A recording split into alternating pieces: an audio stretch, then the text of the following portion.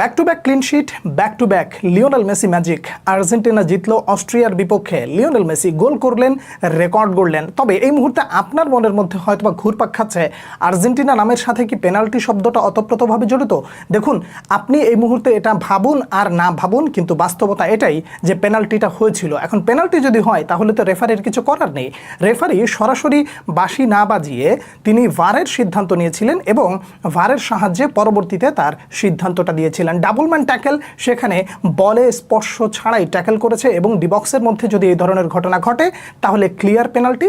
Argentina এই পেনাল্টিটা পেয়েছিল এবং পরবর্তীতে লিওনেল মেসি আসলেন, গোল করতে পারলেন না, ব্যর্থ হলেন। এখন ওই ব্যর্থতা থেকে ঢেকে দেওয়ার জন্য পুরো ম্যাচে লিওনেল মেসির জন্য যা করা দরকার সেটাই করেছে। এখন হয়তোবা আবার অনেকেই বলবে যে লিওনেল মেসির পেনাল্টির দরকার নাই, এমন একটা ভাব ধরেন না যে পেনাল্টিতে কখনো গোল করেন নাই। মানে হলো যেটা সত্য সেটা মেনে নেন, মিস হয়েছে, এটা শেষ। তার মানে আপনি লিওনেল স্কালোনির কথাটা একটু ভাবুন। যখন লিওনেল মেসি পেনাল্টিটা মিস করলেন তখন তিনি ডাগ আউটে দাঁড়িয়ে জাস্ট একটা থামস আপ দিয়েছেন, কোনো ব্যাপার নাই, চোখে। তার মানে এই চোখের উত্তরটা লিওনেল মেসি দিতে কতক্ষণ সময় নিয়েছেন? খুব বেশি সময় নেননি এবং দুর্দান্ত গোল দিয়ে সব সমালোচনার জবাব তিনি মাঠেই দিয়ে দিয়েছেন এবং সেই সাথে রেকর্ড গড়েছেন। রেকর্ড প্রথম যেটা সেটা হলো তিনি শুধুমাত্র গোল করেন নাই, বিশ্বকাপের ইতিহাসে সেরা স্কোরার মানে টপ স্কোরার মিরোস্লাভ ক্লোজাকে ছাড়িয়ে নিজেকে নিয়ে গেছেন আরও এক অনন্য উচ্চতায়। যেভাবে লিওনেল মেসি চলছেন তাতে করে বোধহয় একটা বিষয় তার নামের সাথে যুক্ত করা লাগে। একটা কবিতা নিশ্চয়ই পড়েছেন, সেই কবিতাটার ব্যাপারটা ছিল এরকম, তালগাছ এক পায়ে দাঁড়িয়ে।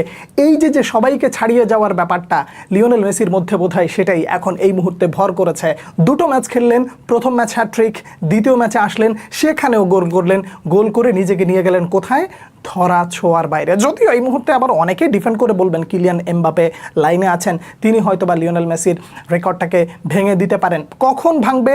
যখন মানে তখন কথা হবে যখন ভাঙবেন, কিন্তু এই মুহূর্তে তো আর ভাঙেন নাই। তাই লিওনেল মেসির এই রেকর্ড নিয়ে কথা বলতেই হবে। লিওনেল মেসির আরও যে দুটো রেকর্ড, সেই দুটো রেকর্ড নিশ্চয়ই আপনি অ্যাজ আ রাইভাল হিসেবে মনে রাখতে পারেন। সেটা হলো বিশ্বকাপের ইতিহাসে 7টা পেনাল্টি তিনি পেয়েছেন। এই 7টা পেনাল্টির মধ্যে এই 7টা পেনাল্টি যা কিনা সর্বোচ্চ, একই সাথে তিনি 3টা পেনাল্টি মিস করেছেন। এই গেল রেকর্ডের খেলা। এবার আসেন আর্জেন্টিনার বিশ্বকাপ যাত্রা নিয়ে। প্রথম ম্যাচটা দেখে একটু মনে হয় ভাবা হয়েছিল আলজেরিয়া খুব একটা শক্তপোক্ত প্রতিপক্ষ নয়, দেখা যাক পরের ম্যাচগুলো কি হয়। ইয়েস, পরের ম্যাচটা লিওনেল মেসিদেরকে কিছুটা স্ট্রাগল করতে দেখলেও ম্যাচের নিয়ন্ত্রণ কখনো কি মনে হয়েছে প্রতিপক্ষ মানে মাঠের ভেতরে তারা আধিপত্য দেখাচ্ছে? সেই সুযোগটা আর্জেন্টিনা একেবারেই দেয় নাই। এই জায়গায় হচ্ছে লিওনেল স্কালোনির ম্যাজিক। তিনি এই কাজটা খুব ভালো করে করেন। গোল করেছো, স্থির থাকো, ম্যাচ কন্ট্রোল করো, নিজেদের অর্ধ থেকে নিয়ে শুরু করে প্রতিপক্ষের অর্ধ পর্যন্ত প্রত্যেকটা জায়গায় তুমি তোমার সেরাটা দিয়ে ম্যাচ নিয়ন্ত্রণে রাখতে হবে, বল নিয়ন্ত্রণে রাখতে হবে, প্রয়োজন অনুযায়ী ছাড়তে হবে, ধরতে হবে এবং খেলাটাকে সামনের দিকে ক্যারি করতে হবে। আর্জেন্টিনা এই ব্যাপারটা এত ভালো করে বুঝেছে। মানে এই মুহূর্তে যে প্লেয়াররা রয়েছে তাদের ভেতরে একটা জিনিস খুবই সুন্দর, তা হলো টিম বন্ডিং, পাসিং, কন্ট্রোলিং এবং একই সাথে বিল্ড আপিং। প্রত্যেকটা জায়গায় লিওনেল মেসিদেরকে দেখবেন আপনি অনবদ্য, লিওনেল মেসিদেরকে দেখবেন অন্যরকম একটা শৈল্পিক ছোঁয়া তারা দেখাচ্ছে এবং সেই ছোঁয়া দিয়ে তারা পরপর দুটো ম্যাচ জয়লাভ করলো। এই জয়ে আনন্দ, উল্লাস সব কিছুই থাকবে, কখনো মানে ছিটে ফোটা সমালোচনা থাকবে, সব কিছু নিয়েই তো আসলে খেলা।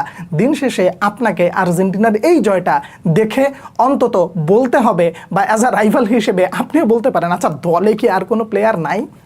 মানে হলো যে লিওনেল মেসিকেই কেন গোল করতে হবে, অন্য কেউ কি আসলে গোল করতে পারে না? দেখুন, রাইভাল হিসেবে আপনি ভাবতে পারেন এই কথা, বলতেও পারেন এই কথা, কিন্তু পুরো দলটা যখন লিওনেল মেসির জন্য খেলে তখন ব্যাপারটা এরকমই ঘটে যে আমরা কে গোল পেলাম ডাজন্ট ম্যাটার, আমরা কেউ গোল করতে পারলাম না ডাজন্ট ম্যাটার, লিওনেল মেসি গোল করতে পেরেছেন কিনা ঠিক আছে সেটাই হলো বড় প্রশ্ন, দল জিতলো কিনা এইটা হলো বড় প্রশ্ন। আর যখন এই প্রশ্নটা চলে আসে তখন লিওনেল মেসিকে ঘিরে প্রত্যেকটা সদস্য এভাবেই উল্লাস করে, আনন্দ করে, উদযাপন করে এবং খেলাটাকে নিজেদের মতো করে খেলে। আর্জেন্টিনা যখন নিজেদের মতো করে ফুটবল খেলে তখন তাদের দেখতে আরও সুন্দর লাগে। মাঠের ফুটবলে যা দেখেছেন সেটাই আমি আপনার সামনে আমার মতন করে তুলে ধরলাম। খেলার কোন জায়গাটায় সব থেকে বেশি ভালো লেগেছে, কোন জায়গাটা খারাপ লেগেছে সেটাও যদি আপনি লিখতে চান অবশ্যই লিখবেন। আপনার মতামতের অপেক্ষায় রইলাম। পরবর্তী ভিডিওতে আবার দেখা হচ্ছে, সেই পর্যন্ত অনেক অনেক ভালো থাকবেন। আল্লাহ হাফেজ।